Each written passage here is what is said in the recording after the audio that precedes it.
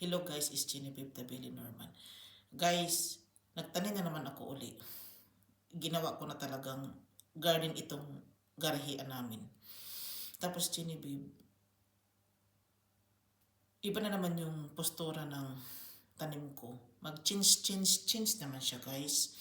Hindi naman pareho yun. Oo. Then, yung bottom line ng ginawa ko, andito kasi ako sa Sweden.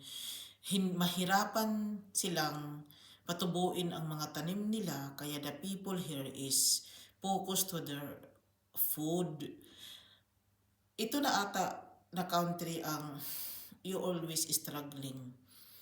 Kung gusto mong sumaya ang buhay mo, do it of your own happiness. Dito ka, walang magmahal sa'yo.